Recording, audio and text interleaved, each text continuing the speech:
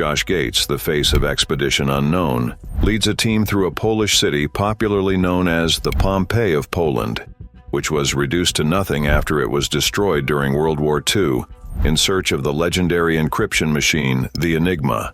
During their exploration, they find various interesting items hidden underground, and the items give hints as to why the city was important for the German military. But then, towards the end of their search, they stumble on the Enigma in the most unexpected place. Join us as we take a trip with Josh Gates, who found a lost German Enigma machine code that reveals a terrifying message. The mystery remains. In Germany, Josh and his team take a long walk, hoping to see a lively street or street occupied, but to their disappointment, all they see are empty streets. Josh then complains to Yadek, who takes them through the city, and Yadek explains that the reason for that is because everything was destroyed in the war by the Soviets, and ever since then, it has been like that. He further explained that the city was once very busy and was going on fine, but as of now, the only structures there are empty avenues, basements without houses, and even a church that has no walls and a set of stairs, which was once a beautiful and well-structured castle. The town is popularly known as the Polish Pompeii, because many generous and important artifacts from the final days of World War II are preserved in its ashes. In the town, every shop, home, and office structure was restructured by the Nazis for the strict defense of Berlin. Jarek, a team member, has gotten an entrance that gives access to dig up and excavate the ruins left behind. People first attempted this to excavate that part of the town. Pavel Piatkovich, who just finished working on the MRU tunnels nearby, came to assist and lend a helping hand to his friend Jarek in the excavations. The excavation site was once a building, and the opening scene seemed to be the cellar entrance. There was something that seemed to be like paper that was burned. The writing seemed to be at the top of the papers, and some columns and rows were labeled. The writings seemed to be as though they had been through decryption. More interestingly, Yadek declared the likelihood of it being an enigma. The burned papers seemed to be like they were products of an enigma, which is a complex encryption device that was known to have been used by all branches of the German military to send messages across. And those messages were top-secret communications that were gotten from the outside. It looked like a typewriter, but unlike a typewriter, an enigma could scramble a message into hundreds of millions of possible presentations. This allowed German forces across sea and air to communicate their locations and movements without the fear of compromise. It went on smoothly until the British mathematician and the Bletchley Park, England team could crack the Enigma code. It was at that point that the tide of the war turned to the side of the Allies to discover what the communication with the Nazis was all about. Josh then sought Oliver to help translate some of the writings, and it was translated to mean that they were to receive some devices at a particular location. Again, some part of the writing stated that there was also some talk about a prison camp, which seemed to have something to do with the high-ranking commander and that field post, which hinted maybe at a likely transfer order for some prisoners. An interesting clue is that they found some items that hinted at military issues, because that was a place for military command. And they seem to think the place is for high command officers. They entered the cave feet first to slide their body down. To their greatest surprise, they discover a whole chamber going further down. Josh then asked Yadek how old the chamber was, and he stated that they were very old and that it was a medieval cellar, which would have been used to store up some food. But when it was opened up, it had some items that suggested that the military made use of that chamber. Soon enough, they stumble upon some items the Germans used to gain power, and learn how they were able to sustain power in that chamber. Finally, some traces of electricity. Yadek showed Josh an object that was used to generate power because at that time, there was no power. So the Germans used the strategy of connecting generators to their important buildings so they could power up. Things like batteries were also found, which hinted that the Germans used the generators to charge up the batteries they used for their activities. Volts and warnings were also seen in the chamber, warning against electric havoc and the use of water near batteries. Also, battery cells seemed to have been used to power light bulbs or serve as an emergency backup. It could also have been used to power radios. Yadek confirmed that many rooms were used like that as well by the Nazis, but they could have been buried, so there is a need to dig up the site to find out. and it can be accessed through the back of the chamber they were in. In those new rooms lie new, mind-blowing findings. Another mystifying chamber. Another chamber was discovered at the back of their initial chamber. They have not been able to open the chamber all through the years because everything collapsed, and it has been like that since 1945. Due to the Soviets burning the whole town down, shovels might not be able to dig it up. The plan is to cut through using an excavator, as that was their only option. The excavator started digging up the dirt, and that happened fast. In a few minutes, an entry was visible. Being careful with artifacts, Josh stated that removing the dirt is as important as any other findings they may get inside the cellar. A metal detector is being used, and it discovers a nail. Soon after, Josh is so excited because he finds something that could open up more discoveries about the Nazis. A normal helmet or a weapon? Being very excited about finding something that could be a huge clue, Josh quickly calls out to all his team members. The items seem to be like a container. Yadek, who runs over to where Josh was, confirmed that it was a helmet and a German helmet. Josh emphasizes the fact that the helmet builds up a memory of the last days of World War II and how it signifies soldiers surviving other armies. And due to that place holds history in its hands. Going further into the chamber, many other chambers were discovered, and other items like bottles, coffee cups, lamps, and cooking pots were found. Also, there was a particular room that had voltage, and because other rooms did not have voltage, that signified that that particular room was very important, and only important activities were taking place there. Another item seen was a blue gas mask. It seemed to be a non-magnetic mask mainly used by people who stay near radio frequencies so they don't interfere with them. A radio station too was seen, and it seemed like a fortress radio room. Despite all these preparations, what could have possibly caused the death of the soldiers? Could it be that someone was able to solve the riddle? Breaking an impossible coded puzzle. In the early 1930s, a Polish mathematician named Marian Rejewski figured out how to crack the secret codes of the German military's Enigma machine. He used math and needed to correct how the Germans encoded their messages. A spy from France, Hans Thilo Schmidt, got some secret German code materials and shared them with the Polish. Rejewski and his team studied these materials and the German messages from September and October. With this information, they figured out how the Enigma machine worked, even building their own versions called Enigma doubles. Rejewski worked with other mathematicians, Jerzy Rosiecki and Henryk Zygalski, recruited from Poznan University. The Polish team developed methods to crack the Enigma's codes, starting in January 1933. As the Germans made their codes tougher, the Polish Cipher Bureau found ways to crack them. To keep up, they used different methods and tools, like the cyclometer invented by Rejewski. They also made catalogs of possible code settings and created special Zygalski sheets. One of their inventions, the cryptologic bomba, helped them search for the Enigma machine's settings. In 1938, the Poles had 6 bombs, but when the Germans made their codes even more complex, they needed a lot more of these machines to keep up. In July 1939, they shared their decryption techniques and tools with French and British military intelligence representatives in Pyry, near Warsaw. They even promised to give each delegation a reconstructed Enigma machine. When World War II broke out in September 1939, British Military Mission 4, led by Colin Gubbins and Vera Atkins, went to Poland to bring back Marian Rejewski, Jerzy Rosiecki, and Henryk Zygalski, the masterminds behind the Polish code-breaking efforts.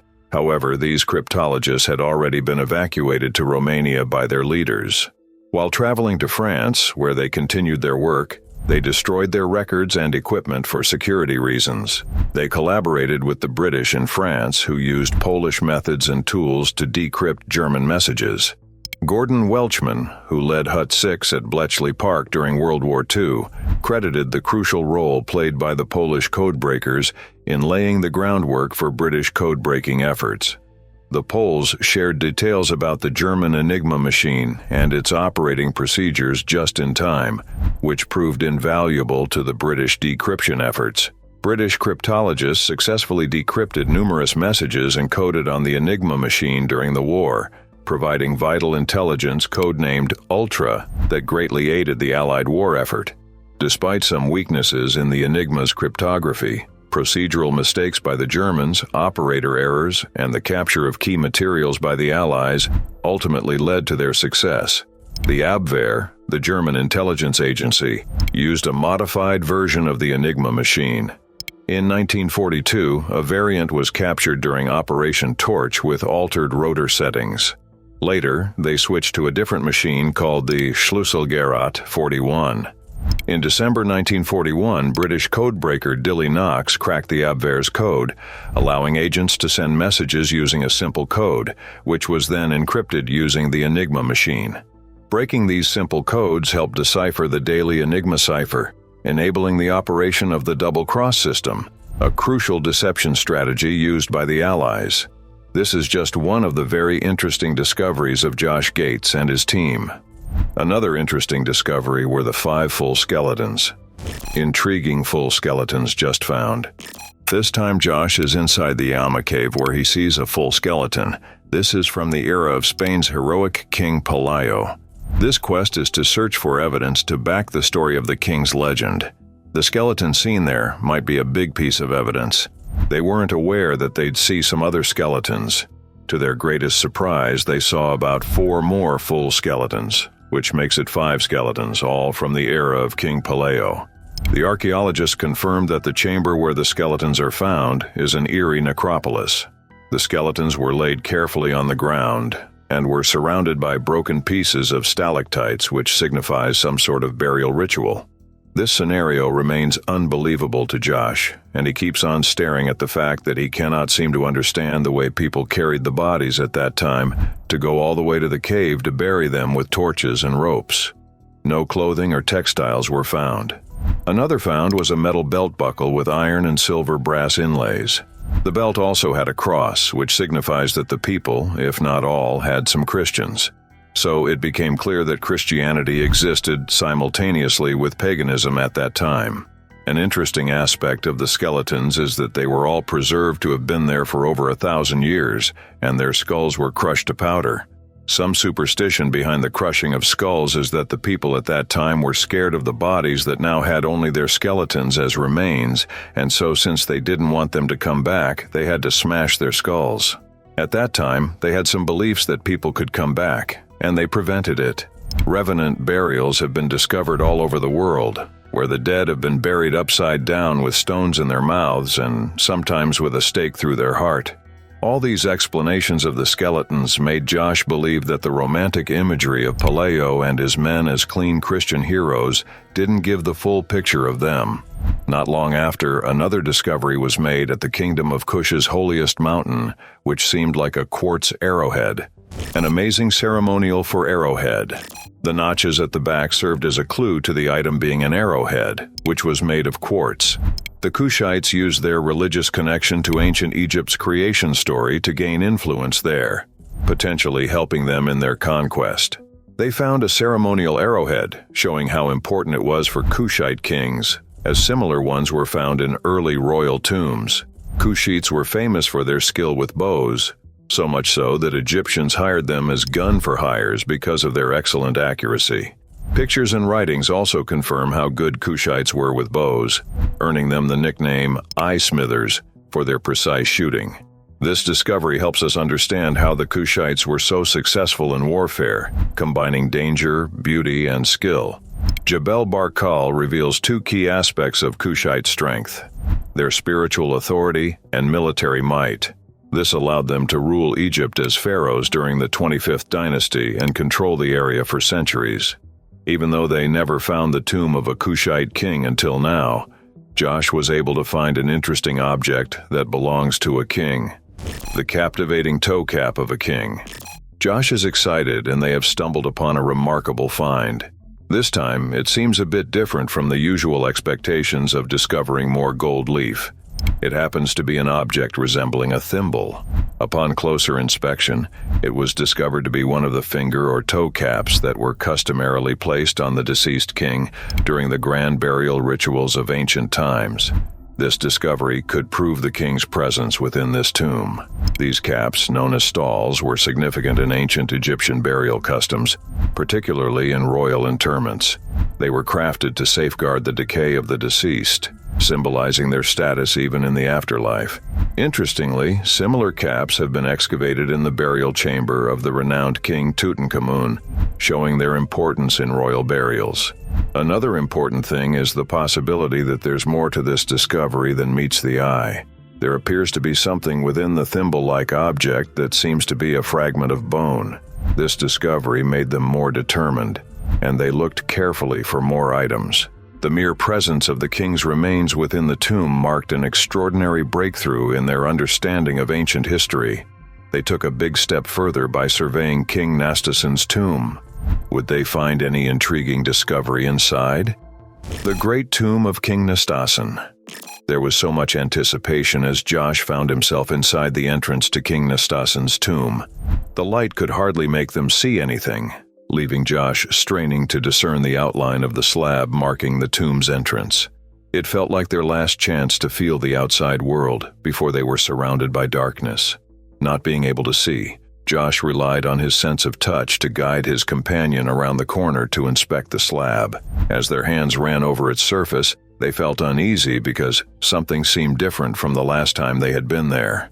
Pierce Paul's sharp eye caught the source of their unease: a crack. Not just any crack, but one that hinted at a significant change in the slab's structure. It was as though a piece of the ceiling had collapsed onto it, causing the stone to fracture. They were both surprised at this unexpected development, but that didn't stop them. They continued exploring beneath the cracked area. What they stumbled upon was surprising. They found a space under the slab. Due to that, they realized that this wasn't just a simple burial platform. It was the lid of a coffin that had remained sealed for thousands of years. The revelation filled them with excitement and curiosity. While they were motivated to continue searching, they were terrified. They had to be careful so the stones did not collapse on them, so they left the chamber and moved to Chamber 2 to plan their next moves in this newfound space. Recognizing the significance of their discovery, they decided to excavate the sarcophagus immediately. Being eager, they began removing not only the remains of a Kush king, but also traces of gold. The sight of gold glittering in the tomb's darkness was captivating. Each artifact they uncovered promised to unveil the mysteries of ancient rituals and offerings. Among their finds was pottery, believed to have been used as offerings for King Nastassen in his afterlife, serving as a poignant reminder of the reverence bestowed upon him, even in death. As they documented their discoveries, the weight of the tomb's importance settled upon them. It was more than just an archaeological dig. It was a voyage into the heart of ancient Kushite royalty, where every artifact told a story of a distant era. Artifacts serve as history holders, and they tell stories to future generations and provide clarification. What could the ancient stone underwater in Portland tell about? An ancient stone found underwater. Josh has found another piece of stone underwater. It looks like Portland stone, and there are some patterns on it, which is pretty intriguing. It seems like it's been carved. So he brought it up to the surface and showed the rest of the team so they could all find out what it was and where it belonged. It was discovered to have been made of sandstone, likely from something carved around 1,000 years ago. The pattern on the second fragment Josh found suggests it could be part of the carved Naga serpent that once encircled the moat. The exciting part is that they've confirmed that sculpture fragments in the water are opening up a whole new area for the team to explore. They're slowly uncovering ancient letters buried in the soil, but making them readable will take more work. The lost city of the Gospels. Piece by piece, they were uncovering ancient letters hidden beneath the soil, but making them easy to read would take some extra work. And the next step was to give them a good wash. With the dirt washed away, it needed water and scrubbing to reveal the past. The mosaic was said to have survived for 14 centuries. This is the first time it's been shown so clearly to the public. This is the first time anyone has seen this in 1,400 years. They called on Professor Jacob Ashkenazi to translate the writings because they are ancient Greek. The professor translated it to be from the top apostle Peter. The apostle Peter from Bethsaida was the leader of Jesus' devout 12. Jesus entrusted his church to Peter and gave him the keys to the kingdom of heaven. And now his title was being read on the floor. It was referring to hundreds of years after the apostles' time in the Byzantine era. This magnificent basilica was built here, honoring the apostle Peter. Josh believed that the church there commemorated the homes of Peter, Andrew, and Philip. Byzantine churches like that were often built on sites believed to be linked to biblical events, making them pilgrimage sites. This seems like convincing evidence because complete inscriptions like that are not always found at archaeological sites in the Holy Land. Moving on to Guatemala's thick jungles, they aim to uncover some mysteries. In the process, they find a serpent symbol that seems more than just a symbol. A thrilling serpent symbol. Josh Gates and Dr. Richard Hansen went on a quest into Guatemala's thick jungles to uncover the mysteries surrounding El Mirador, an ancient Mayan city.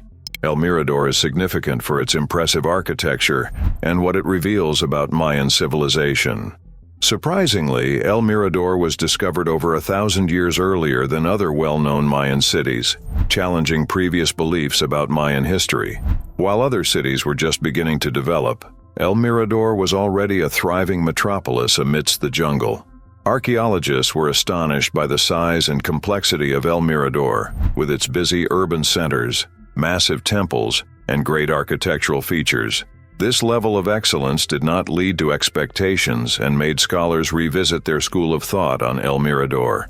The discovery suggested that Mayan cities didn't evolve gradually, but could reach advanced levels of development early on. One of the most interesting finds at El Mirador was a serpent symbol etched into stone, a symbol rich in Mayan mythology, representing fertility and power. This discovery hinted at a deeper spiritual connection within Mayan society, particularly with enigmatic figures known as snake kings.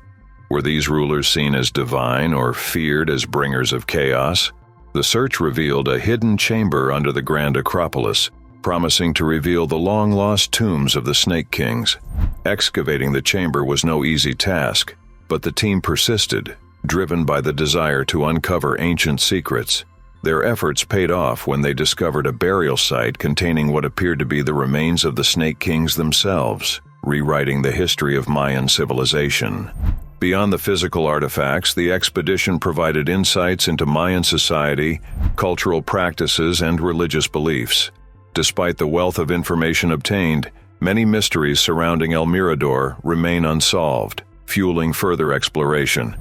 Josh Gates went on adventures to find other stories, like the missing city of Z in the Amazon and the famous Yeti in the Himalayas. These trips excited people and showed how exciting exploring can be. Gates took viewers to places full of secrets and excitement, where finding the truth is always exciting, like the bootlegger tunnels, where he made significant discoveries. Antique silver coins in bootlegger tunnels. They venture into secret Prohibition-era tunnels under their property. In the process, they discovered a network used for smuggling booze. They find artifacts like bottles, bones, and even silver coins from the early 20th century as they explore. The coins' discovery ignites their excitement, hinting at the possibility of more treasures hidden within the maze of tunnels. Further exploration showed interconnected passageways and a large door, indicating underground operation methods. Despite the dangers and uncertainties involved in this venture, they press on, driven by curiosity and determination. The expedition takes unexpected turns as they encounter additional tunnels and contemplate splitting up to cover more ground. With each discovery, they delve deeper into the mystery of the tunnels, uncovering pieces of history and contemplating the stories of those who once traversed these underground pathways. Thank you for watching this video. While you are still here, click the video on your screen to see more mind-blowing videos like this one. Don't forget to like and subscribe.